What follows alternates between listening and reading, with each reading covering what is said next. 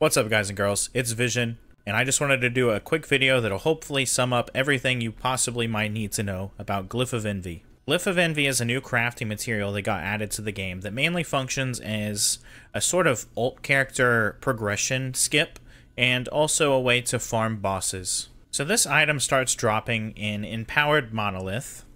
It has a similar rarity to dungeon keys, so you'll be seeing them about as often as you see dungeon keys pop up. There is a way to increase this a bit with the Forgotten Knights faction. Their rank 5 bonus gives it a 20% increased chance to drop from Harbingers. Anyway, so that's how we're getting our Glyph of Envy. Farming Empowered, and also a higher chance of finding him when you kill a Harbinger.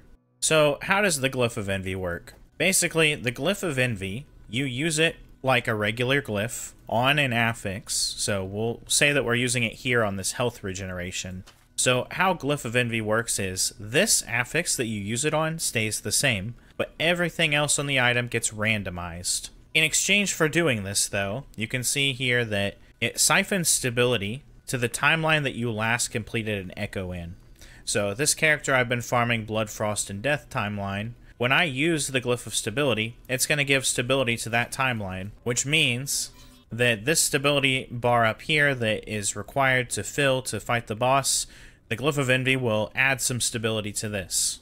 So let's try that real quick to show you. Right now we're sitting at 52 stability. When I Glyph of Envy this health regeneration, you'll see the health regen stays the same, everything else on the item changes. And you can see here it says 170 stability gained on the Blood, Frost, and Death timeline. And now when we look, the bar is filled up a little bit. So that's how the Glyph of Envy works in function. So I'm going to talk about both aspects of this in parts. So Glyph of Envy as a crafting material. Would you ever use this item for its crafting purpose? In reality, the crafting is a lot less important because with the way the forging potential works as a sort of limiter for what you can actually do with an item, you want to start with an item that already has a couple good affixes on there. Last Epoch offers a lot of player agency in the crafting, in that you can put which affixes you want on an item, but doing this from scratch has a very high tax on your forging potential, and an item only has so much to work with. So that being said, you want to start with an item that already has multiple stats that you want, and so using a Glyph of Envy will keep only one of those stats but randomize everything else. So it can be good for leveling if you want to just try it as a sort of like rune of discovery and see what stats you can get.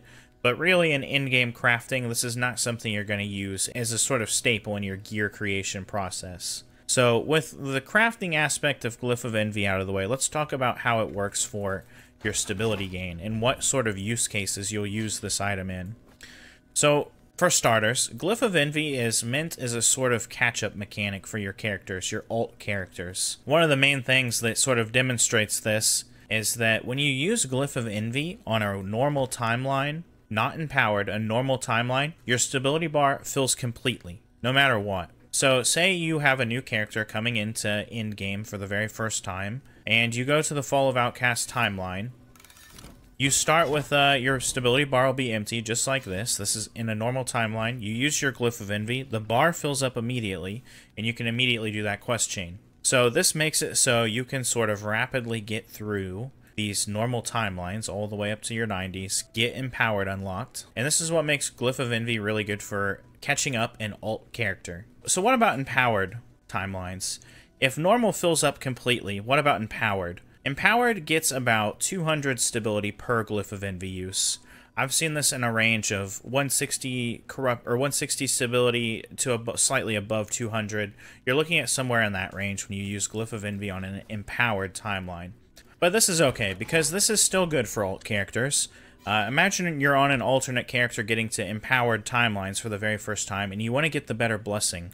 The empowered blessings have higher rolls, and you don't want to spend the time going through the full echo web and pushing this out. And say maybe you have some Glyph of Envy saved up, you can quickly Glyph of Envy, and you'll see you get 154 stability, 207 stability, and suddenly this bar, you can do this all the way until the bar fills up and immediately challenge the boss then. So this is still good for alternate characters in empowered timelines because you can set up your empowered blessings quickly. So beyond stability progression on a new character, what else can this do?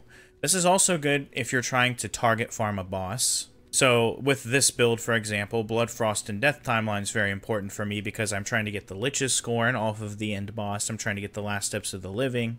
And so if I wanted to try to farm for one of those items, or like a higher rolled version of those items, I can fight the boss, use my Glyph of Envies, and fill the bar back up immediately and try the boss again. So this item's good for alternate characters going through normal timelines. It takes 1 Glyph of Envy to fill the bar. Empowered timelines, it takes 4 to 5. Empowered timelines have 800 to 900 stability, so it'll take 4 to 5 glyphs to fill it, and then you can kill that boss for the empowered blessings. Or if you're just trying to set up a boss farming rotation, Glyph of Envy also works there. One of the good things is with the rank 5 of the Forgotten Knights, Harbingers have a higher chance to drop, a 20% higher chance to drop Glyph of Envy, is if you have your Harbingers turned on with the Harbinger's crest, a lot of times you'll see the Harbingers dropping 1 to 2 Glyph of Envy. So when you use the Glyph of Envy to fill the bar and challenge the boss immediately, you'll recoup some of those in a lot of cases because the Harbingers are just going to drop them at the end of the fight. So that's how you can set up a bit of a boss farming loop also with Glyph of Envy. Anyway guys, I hope that was helpful. This is the Glyph of Envy, a crafting material and a catch-up mechanic.